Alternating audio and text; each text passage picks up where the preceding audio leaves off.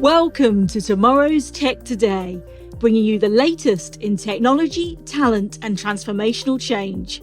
With me, your host, Professor Sally Eaves.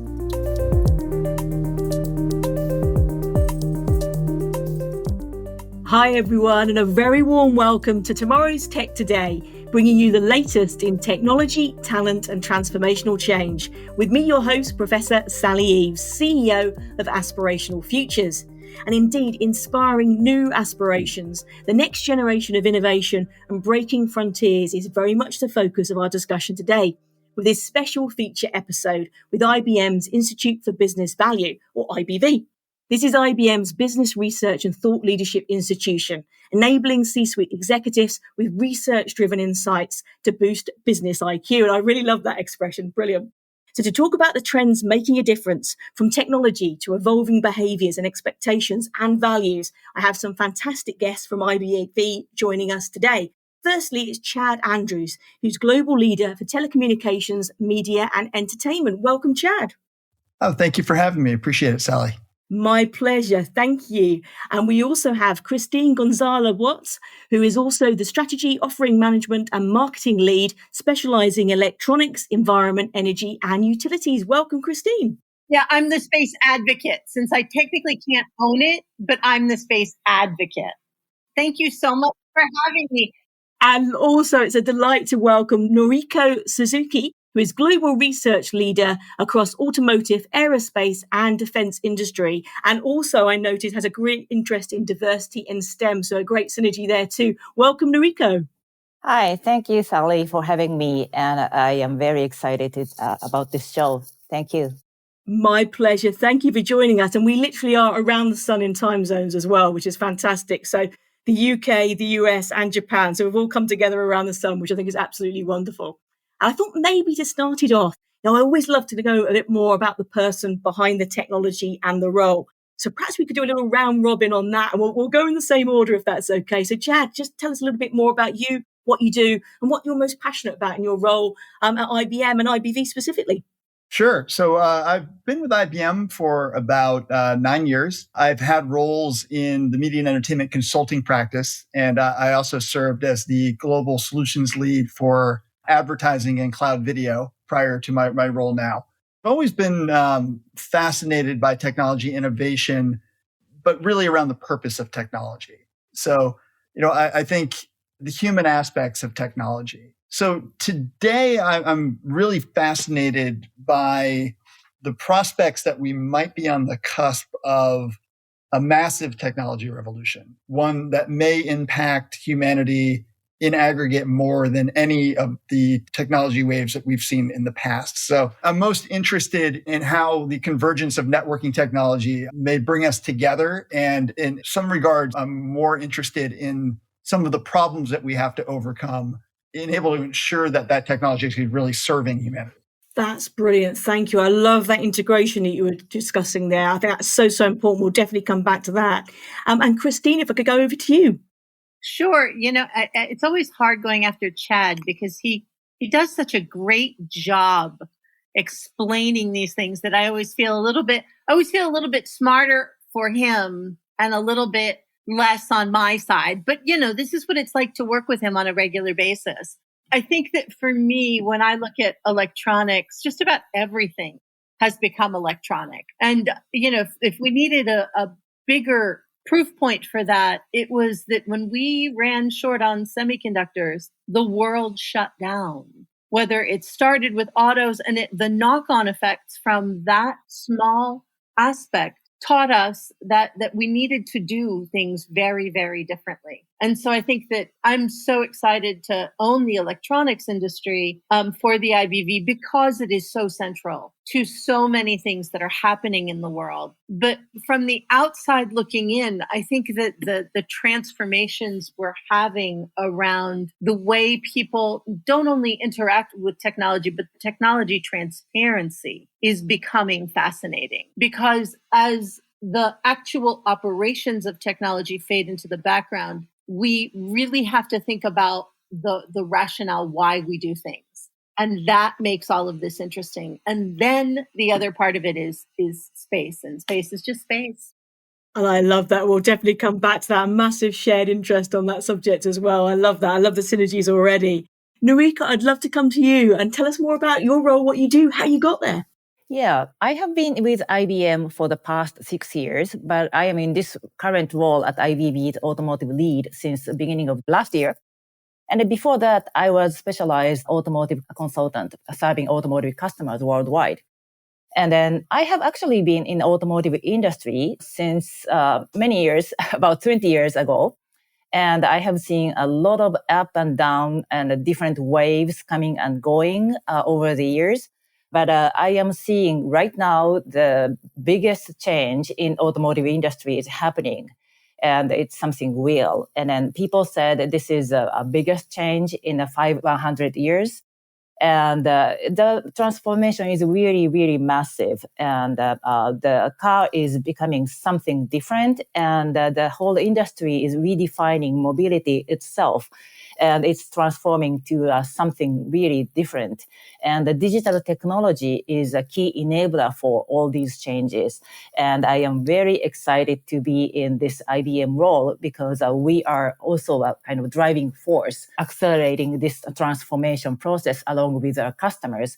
So this is very exciting time to be in this industry.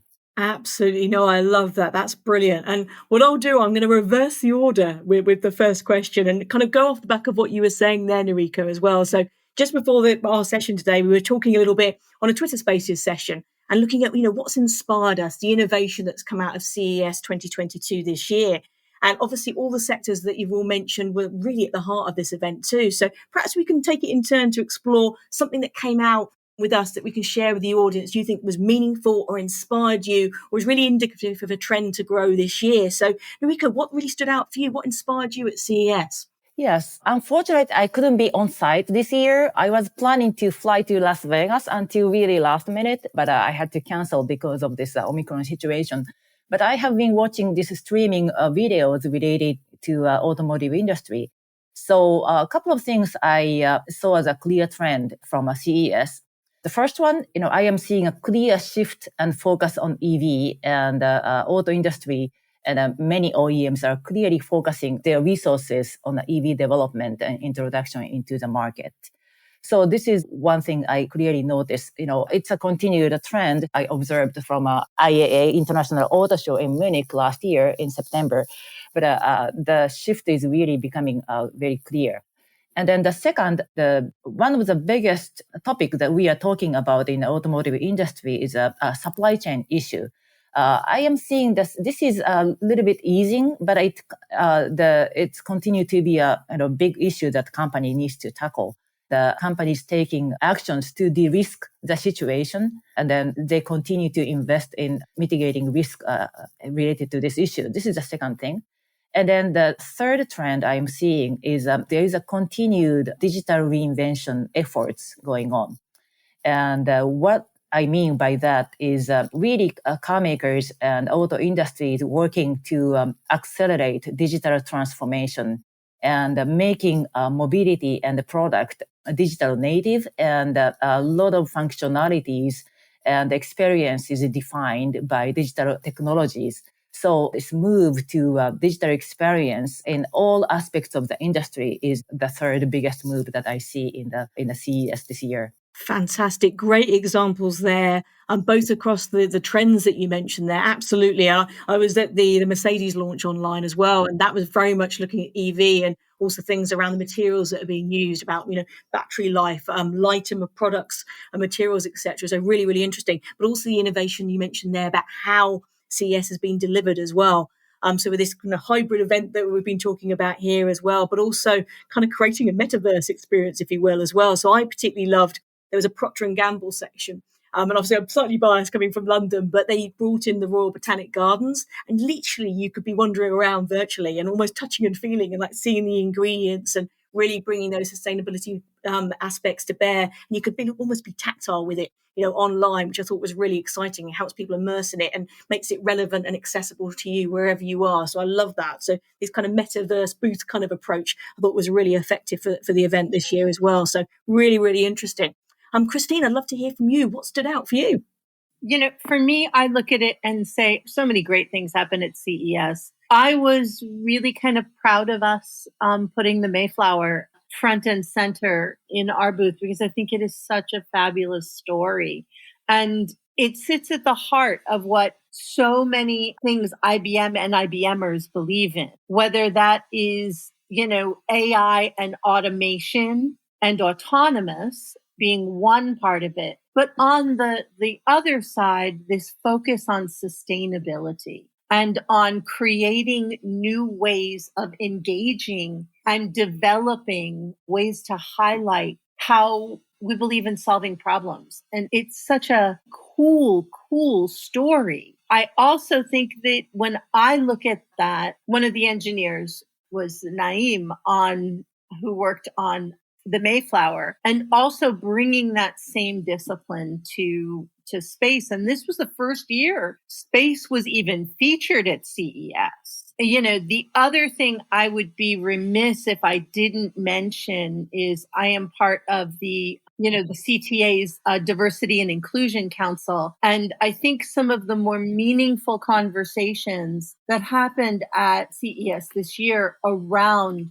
not just diversity, but actually focusing on inclusion were critically important to creating the future we all need to move forward in. And that has to bring forward different voices than we've heard getting us here. Absolutely. I couldn't agree more strongly. It's moving along that continuum to inclusion, diversity, equity, and belonging. And you're absolutely right. I think one of the words that in a previous conversation we've had as well was about embedding.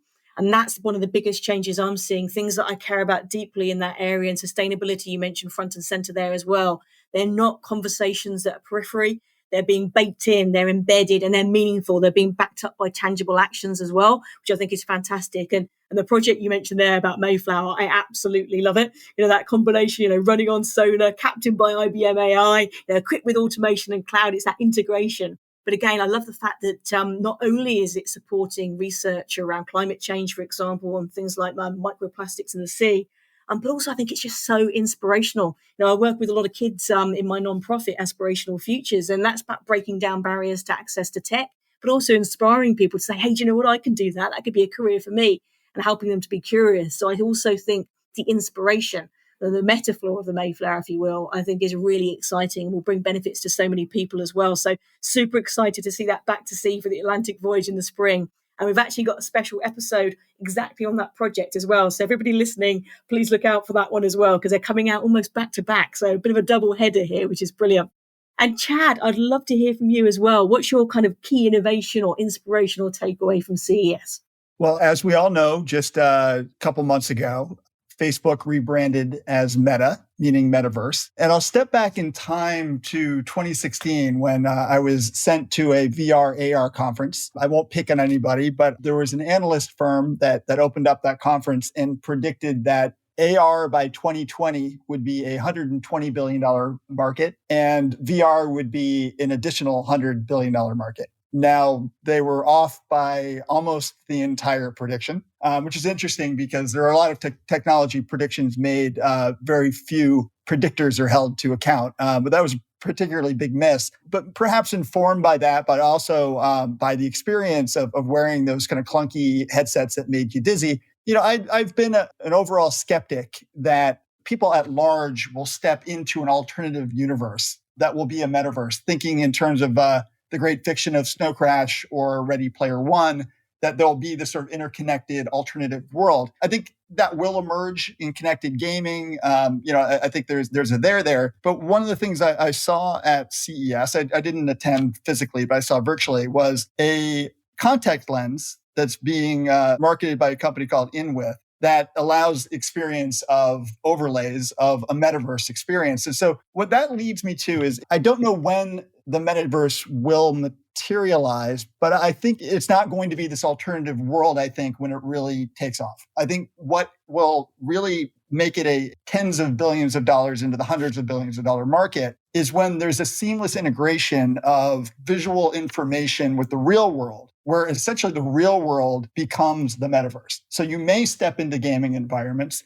It may be that you have geotags as you're walking through Times Square and you're seeing marketing offers or other information overlays that are just embedding itself in your daily experience. But we saw Snapchat a couple of years ago say that they were sort of strategically putting their glass device at the center of their strategy. But in the past, we saw, like with Google Glass, that there's been, a difficulty in people really embracing a comfortable, seamless experience of visual information with the real world. But I think that to me is just very interesting and raises my eyebrow that if there is going to be meaningful action in the next few years and real scale in the metaverse, I think it's going to come through innovations, something like this contact lens. Super, that's fascinating. I love that, Chad. That's brilliant. And just before I go on to a question about some of the research at the Institute of Business Value, what I wanted to do is just come back to you as well on one other point.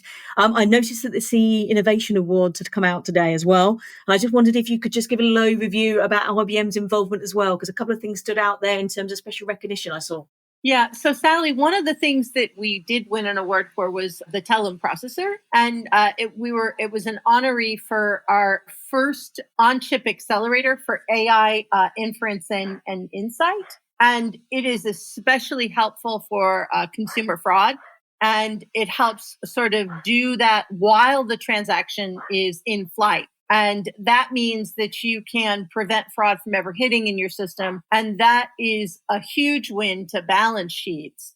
It's clearly especially important in commerce. It's also really good for trading applications and for financial services, insurance when you're doing online underwriting. So it's always fun to win awards, and we always love when that happens. And in this case, the IBM Telum processor was something we're quite proud of.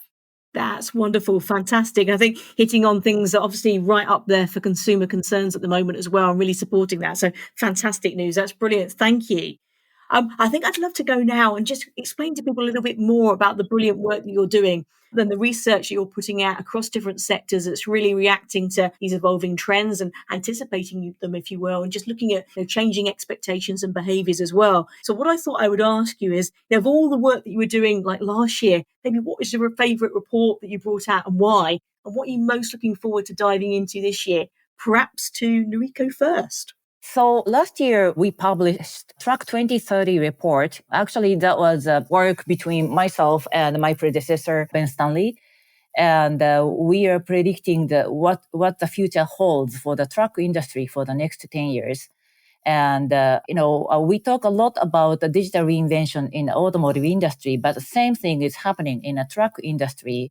And we are seeing that the digital experience and the personalization feature is really defining the product itself, and also the management of the fleet features becoming very important for the fleet management companies.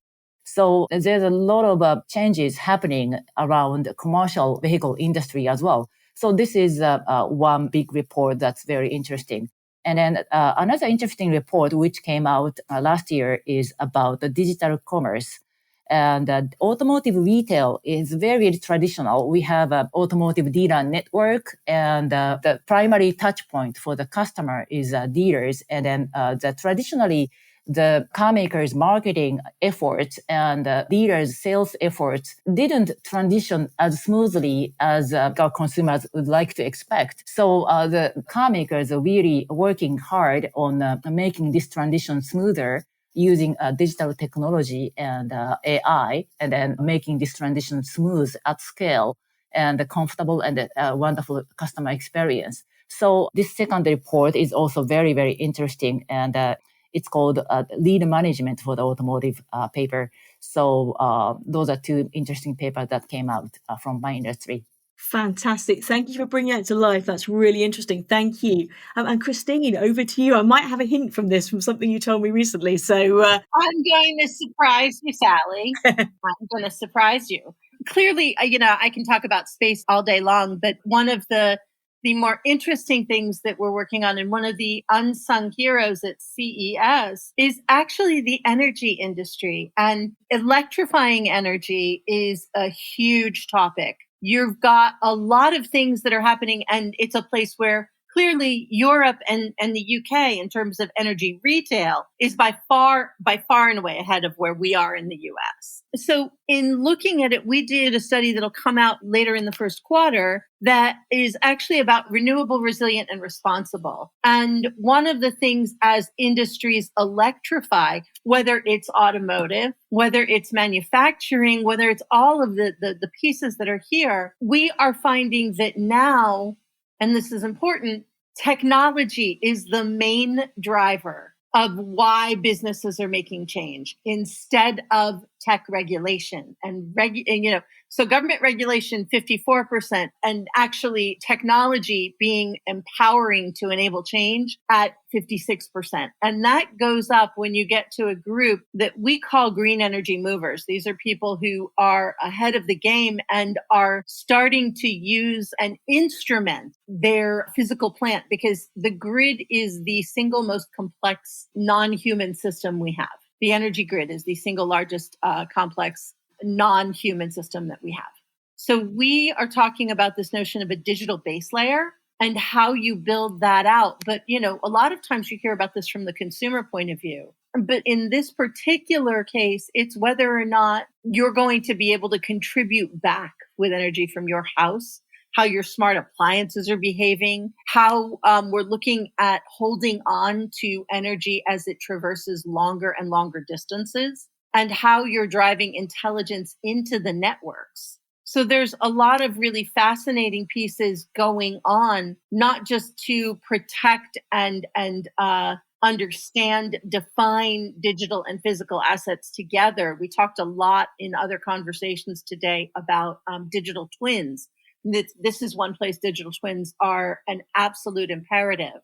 And you might recall that there was a cyber attack on a pipeline in the US. These kinds of things, protecting this sort of infrastructure and creating new means around that infrastructure working is actually going to be fascinating. And it couples with another effort that I worked on this year around the clean electrification maturity model.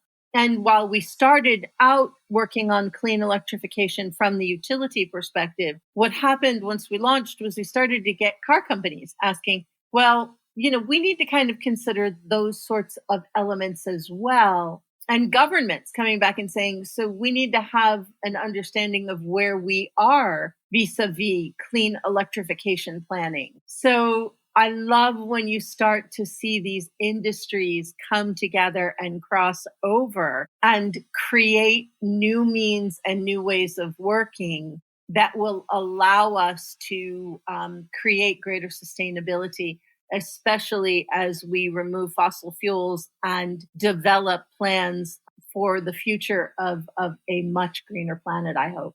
That's fantastic. What a great example. And I saw some of your other research as well that kind of was looking at like the role of the CIO and CTOs and saying, can they be the next sustainability leaders, and really underpinning that with research stats as well, looking over the next 3 years. So yeah, fantastic. Yeah, if you look at the role of the CTO, needs to be able to understand not just how to keep technology up and running within the operation, the traditional CIO role, but the CTO owns a lot of the public facing pieces, the pieces that go out into the world. And that creates a very new dynamic where the CIO and the CTO have to work together to build these truly sustainable in the means of ongoing operations, but also sustainable in terms of what we can turn over to the next generation.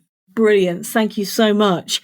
And Chad, I'd love to hand back to you now as well for your thoughts on this in terms of research, either that's just come out or to come this year.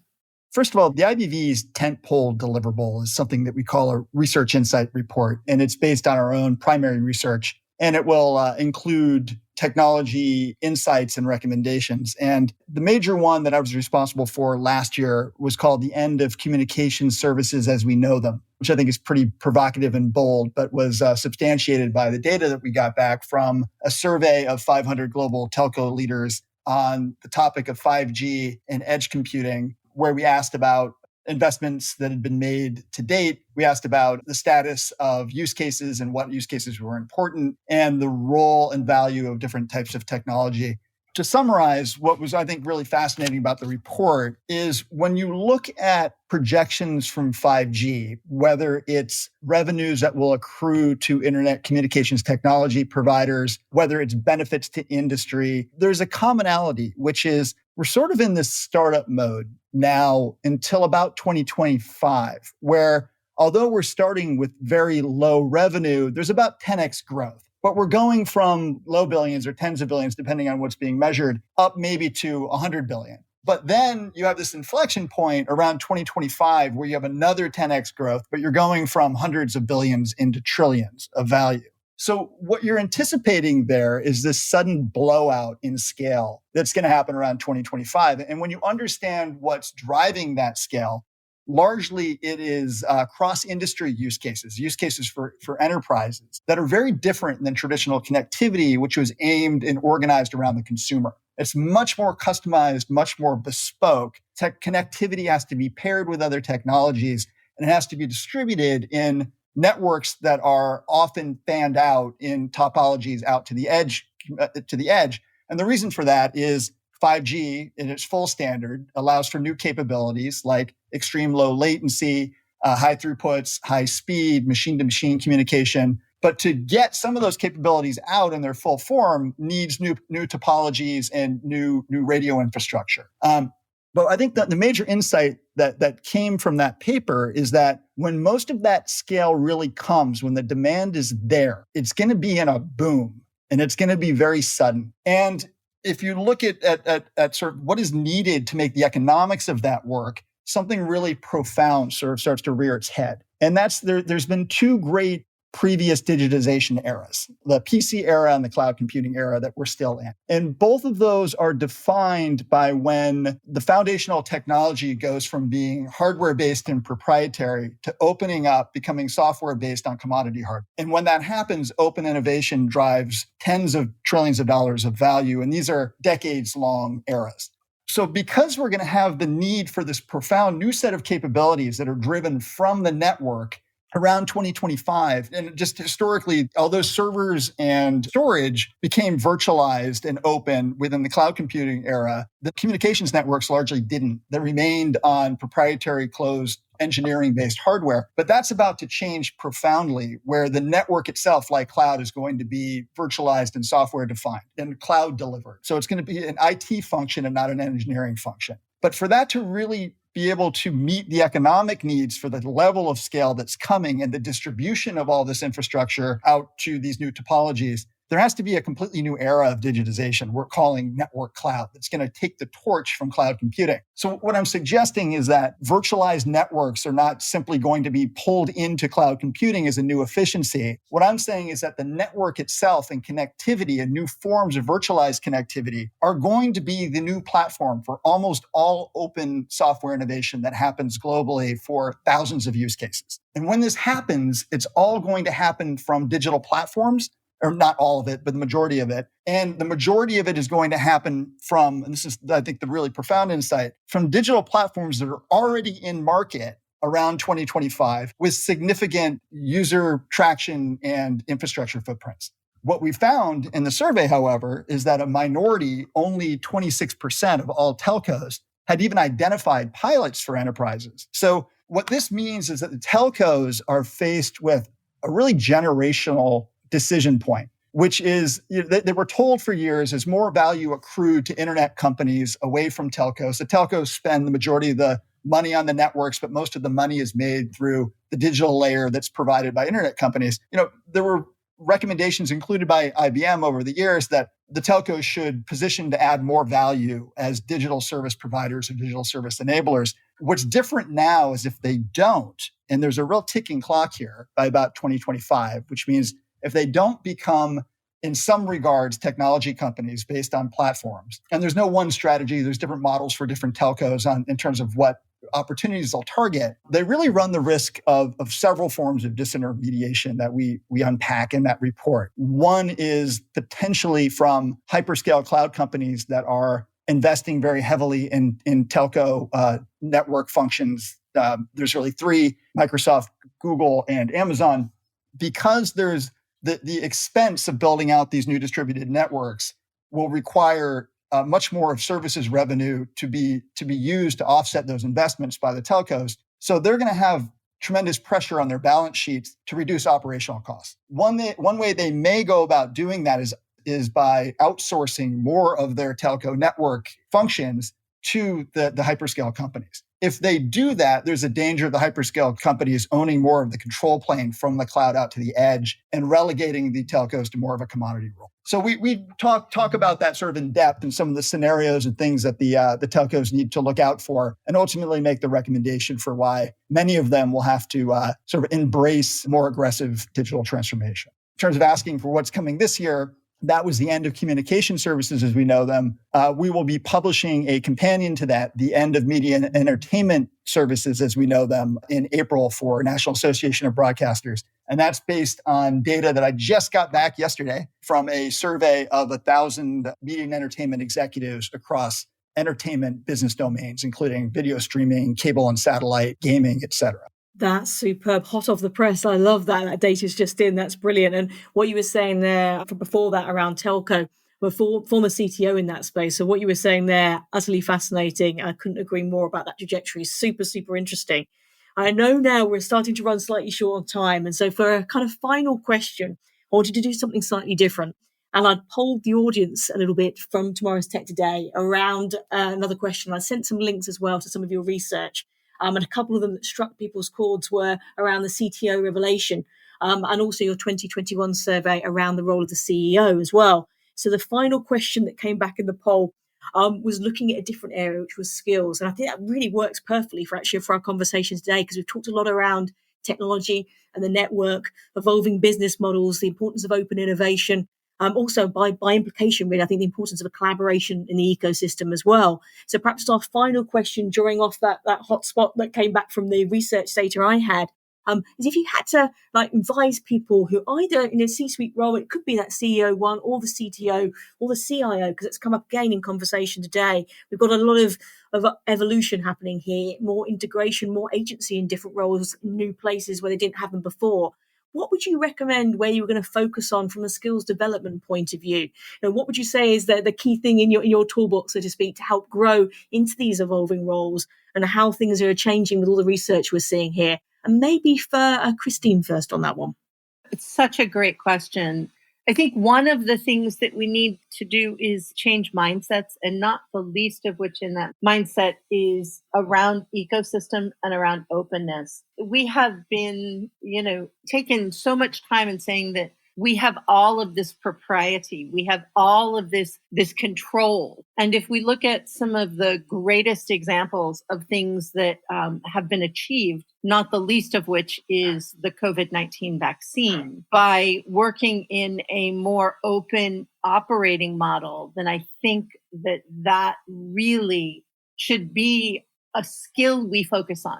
Not just ecosystem development, not just offering development, but actual collaborative skills, especially as we've lost a lot of the opportunity to do that face to face. So we have to give thought to how we build that for our, for people who've been hired right out of school in the past 2 years. They haven't had any of that physical interaction. How do we help create new ways of working that are not just supportive of new open operating models, highly doubled down on ecosystems and on creating ways where the data adds value and not necessarily as much the devices? Absolutely great point there. Thank you. And Noriko, I'd love to hear from you on this. Yes, the reskilling the workforce is one of the big agenda for automotive industries executives. And it's driven by mainly a couple of things. One is the car maker's product mix is going to be shifting to a more electrification. So with the shift to EV, you need a lot more software engineers and electronical skills in the company. And it can maybe trim down a little bit of a traditional powertrain resources. And you need to shift the resource mix dramatically. So automakers are really planning to spend a huge amount of money to reskill and reskilling the workforce. So this is one major point. And then another thing is that because the car maker's product is shifting to a more experience-based, and the consumer's need is changing to expect excellent customer experience. So the way to develop the product is going to be changing. So traditionally, the product development cycle was like 18 months from initiation to the market. But car makers has to be much more agile, and then the people's skill set has to be changing. A lot of car makers are adapting a new way of developing the product. For example, they are introducing a lot of garage method, which is garage method combined with design thinking, which is to design the product from a customer's experience product point of view, instead of a traditional way of developing from like a specification, improving torque and the power and the speed, that type of a mindset. So the skill set change is a big transformation that's going to be happening in the next 5 to 10 years in the auto industry.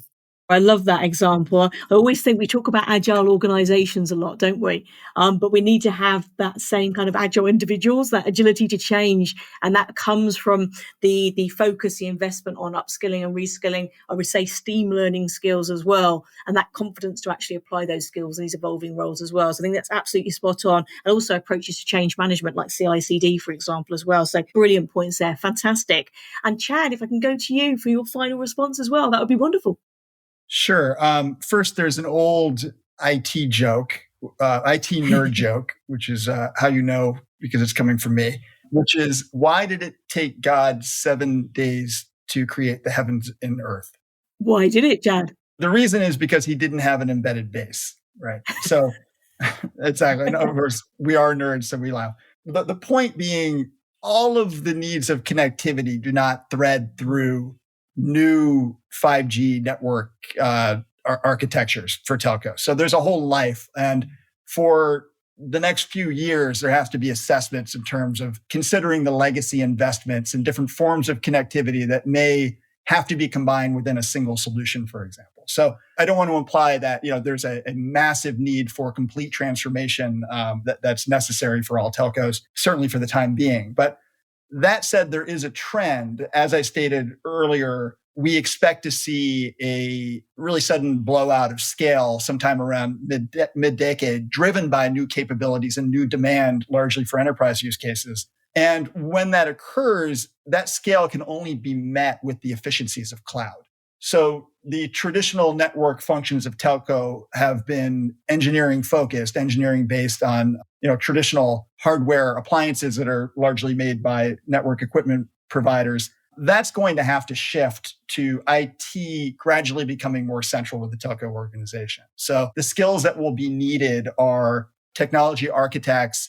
Certainly automation and zero-touch intent-based automation will be important. Because you're talking about such a huge increase in scale, there has to be a diminishment in the proportion of manual intervention. So automation, AI, those types of traditional IT and cloud-based skills are going to be at a premium.